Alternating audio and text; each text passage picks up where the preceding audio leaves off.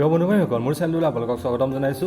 অসম চৰকাৰৰ কৰ্মচাৰীসকলে মাতৃ পিতৃ বন্দনাৰ যি দুদিন স্পেচিয়েল লিভ ল'লে, এতিয়া তেওঁলোকে ছুটি লোৱাৰ পিছত তেওঁলোকৰ যি চাইন এপ্লিকেশ্যন আছিলে আৰু তেওঁলোকৰ যি ফটোগ্ৰাফ আছিলে, তেওঁলোকে পেৰেণ্টছৰ লগত যি চেল্ফি ফটোগ্ৰাফ মাৰিছিলে বা অন্যান্য ফটোগ্ৰাফ মাৰিছিলে সেইখন তেওঁলোকে আপলোড কৰিব লাগে। এতিয়া বহুতে প্ৰব্লেম পাই আছে যে যেতিয়া তেওঁলোকে ফটোগ্ৰাফীখন আপলোড কৰে সাইজটো নিমিলে, মানে ডাইমেনশ্যনবোৰ নিমিলে আৰু এৰৰ আহে। তেওঁলোকে কেইটামান ডাইমেনশ্যন দি থৈছে, সেই ডাইমেনশ্যনকেইটাৰ মতে ফটোগ্ৰাফীখন বনালেহে আপলোড কৰিব পাৰিব। আজি এই ভিডিঅ'টোৰ জৰিয়তে মই আপোনালোকক অতি সহজভাৱে দেখাম কেনেকৈ আপোনালোকে নিজৰ যি চেল্ফি ফটোগ্ৰাফবোৰ আছিলে বা আপোনালোকৰ বেলেগ ফটোগ্ৰাফবোৰ আছিলে সেইবোৰ কেনেকৈ আপোনালোকে ৱেবছাইটটোত দিয়া চাইজত মিলাব বা ডাইমেনশ্যনত মিলাব আপোনালোকে ভালকৈ সেইখন আপলোড কৰিব পাৰিব। আহকচোন আমি আজি ভিডিঅ'টো আৰম্ভ কৰোঁ। ফাৰ্ষ্টতে যিকোনো এটা ব্ৰাউজাৰ ইউজ কৰি ল'ব, তাত আপোনালোকে টাইপ কৰিব matripitri.bandana.assam.gov.in। নেক্সট ইয়াতে লগইন ৰেজিষ্টাৰ আছে, তাতে আপোনালোকে ক্লিক কৰিব। তলে যদি আপোনালোকে মন কৰে ইয়াতে চাওক এমপ্লয়ী লগইন আছে, এতিয়া আপোনালোকে ইয়াতে চাওক এণ্টাৰ ৰেজিষ্টাৰ মোবাইল নাম্বাৰ, যিটো মোবাইল নাম্বাৰ দি আপোনালোকে ৰেজিষ্ট্ৰেশ্যন প্ৰচেছ কমপ্লিট কৰিছিলে সেই মোবাইল নাম্বাৰটো ইয়াতে আপোনালোকে টাইপ কৰিব লাগিব।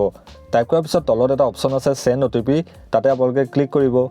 চেণ্ড OTP ক্লিক কৰাৰ লগে লগে আপোনালোকৰ ৰেজিষ্টাৰ মোবাইল নাম্বাৰটোলৈ এটা SMS যাব, য'ত OTPটো থাকিব।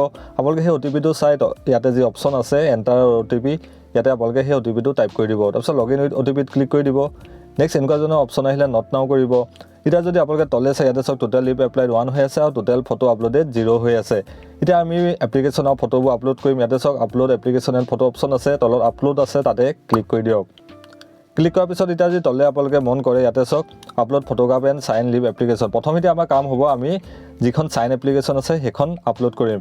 যদি আপোনালোকে অলৰেডি মোবাইলত PDF-ত ফটোখন মাৰি থৈছিলে তেতিয়াহ'লে আপোনালোকে ইয়াতে ব্ৰাউজ কৰি পেলাই য'ত থৈছে তাতে ছেভ কৰি দিব। ইয়াতে লিখা আছে চাওক PDF ফাইল এলাউড আৰু মেক্সিমাম চাইজ হৈছে 5 MB। এতিয়া আমি যদি ফটো মাৰি থৈছোঁ মোবাইলত, এতিয়া সেই ফটোখনটো PDF নহয়, এতিয়া PDF-লৈ কনভাৰ্ট কৰিবলৈ আমি মাইক্ৰ'ছফ্ট ৱৰ্ড খুলিম পিচিৰ। তাৰপিছত ইয়াতে চাওক পিকচাৰ আছে, ইয়াতে ডিছ PC আছে। তাৰপৰা আপোনালোকে য'তে ছেভ কৰি থৈছে ফটোখন সেই ফটোখন আপোনালোকে লৈ ল'ব। ইয়াতে চাওক চাইন এপ্লিকেশ্যনখন মই থৈ দিছোঁ, ইনচাৰ্ট কৰিব। মানে আমি এতিয়া সেই ফটোখন PDF-লৈ কনভাৰ্ট কৰিছোঁ, এইটো অপশ্যন দি দেখিছেনে। এনেকৈ আপোনালোকে লোৱাৰ পিছত যদি আপোনালোকে ভাবিছে পজিশ্যনটো মিলোৱা নাই, এই অপশ্যনটোত ক্লিক কৰি পেলাই আপোনালোকে PDF-খনৰ পজিশ্যনটো চেঞ্জ কৰি দিব। নেক্সট এতিয়া আপোনালোকে ছেভ কৰিব লাগিব, ছেভ এছত ক্লিক কৰক। ক্লিক কৰাৰ পিছত য'ত ছেভ কৰিব তাত আপোনালোকে চিলেক্ট কৰি লওক ডেষ্টিনেশ্যনটো। ইয়াতে ডেস্কটপত মই ছেভ কৰিছোঁ, ডেস্কটপ চিলেক্ট কৰি পেলাই মই এটা ফল্ডাৰ ভিতৰত থৈছোঁ। তাৰপৰা ইয়াতে আপোনালোকে ফাইল নামটো লিখি দিব, ইয়াতে কৰিব লাগিব আপোনালোকে PDF, ঠিক আছে। চ' ইয়াতে আপোনালোকে ফাইল নামটো লিখি দিব। যিসকলে অলৰেডি মোবাইলত PDF স্কেনাৰেদি স্কেন কৰি থৈছিলে তেতিয়া তেওঁলোকৰ এইটো প্ৰচেছ কৰিবলৈ দৰকাৰ নাই, ঠিক আছে। চ' এনেকৈ কৰাৰ পিছত আপোনালোকৰ চাইন এপ্লিকেশ্যনখন যিখন ইমেজ ফৰ্মেটত আছে সেইখন PDF-লৈ কনভাৰ্ট কৰি দিব পাৰিব। নেক্সট এতিয়া আমাৰ কাম হ'ব চাওক, অলৰেডি আমি এতিয়া লিভ এপ্লিকেশ্যনখন বনালোঁ PDF-ত। নেক্সট এতিয়া আমাৰ কাম হ'ব ফটোগ্ৰাফীখন বনাব লাগিব, তেওঁলোকে যিটো ডাইমেনশ্যনত দি থৈছে। ইয়াতে লিখা আছে চাওক only JPG and JPG R allowed, আৰু মেক্সিমাম চাইজ 5 MB-তকৈ তলত হ'ব লাগিব। আৰু ডাইমেনশ্যন কিমান দিছে চাওক 1200x900, মানে ৱাইড 1200 বা 9টো হাইট হ'ব 900।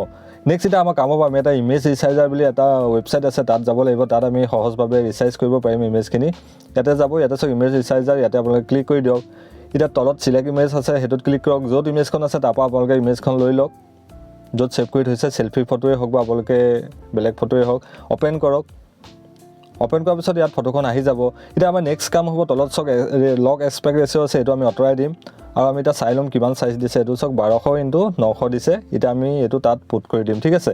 ৱাইডত আপোনালোকে লিখি দিয়ক 1200 আৰু হাইটত লিখক 900, কাৰণ আমাৰ মোবাইল দি ফটো মাৰিলে বহুত ডাঙৰ চাইজ হয় কাৰণে আমি এইটো ৰিচাইজ কৰিব লাগিব। এতিয়া লগ এছপেক্ট ৰেচিঅ'টো আমি ইয়াতে ক্লিক কৰি ৰিচাইজ ইমেজ কৰিম। ৰিচাইজ ইমেজ কৰাৰ লগে লগে ইয়াত প্ৰচেছিং হৈ যাব, আমি যিটো আউটপুট দিছিলোঁ সেই আউটপুটৰ মতে 1200x900 মতে হৈ যাব, তেতিয়াহে আপোনালোকে আপলোড কৰিব পাৰিব। এতিয়া ডাউনলোড ইমেজত আপোনালোকে ক্লিক কৰি ইমেজখন ডাউনলোড কৰি ল'ব। আপোনালোকে ফটো দুখনহে লাগিব, চেল্ফি ফটো হওক বা বেলেগ ফটোৱে হওক আপোনালোকে আপলোড কৰি দিব, ঠিক আছে। এতিয়া নেক্সট আমি প্ৰথমখন হৈ গ'ল, এতিয়া আমি ছেকেণ্ডখনো একেটা প্ৰচেছতে কৰিব লাগিব, যিটো 1200x900 দিয়া আছে ছেইম প্ৰচেছত কৰিম। ইমেজ ৰিচাইজাৰ যিটো আছে তাতে আমি আকৌ ক্লিক কৰি পেলাই ইয়াতে চিলেক্ট ইমেজ কৰিম। চিলেক্ট ইমেজত ছেকেণ্ডখন ফটো লৈ পেলাই অ'পেন কৰিম।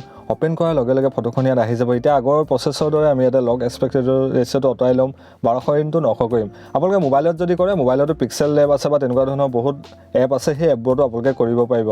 আৰু যাৰ যাৰ লেপটপ বা কম্পিউটাৰ আছে আপোনালোকে ইমেজ ৰিচাইজত কৰিলে সহজভাৱে কৰিব পাৰিব। ইয়াতে চাওক প্ৰচেছিং আছে, তো ডাউনলোড ইমেজ কৰি পেলাই আপোনালোকে ছেকেণ্ডখন ইমেজো ডাউনলোড কৰি ল'ব। এতিয়া আপোনালোকৰ 2খন ইমেজ ৰেডি হৈ গৈছে, আপোনালোকৰ চাইন এপ্লিকেশ্যনখনো ৰেডি হৈ গ'ল। এতিয়া আমাৰ নেক্সট কাম হ'ব আমি গোটেইখন আপলোড কৰিম।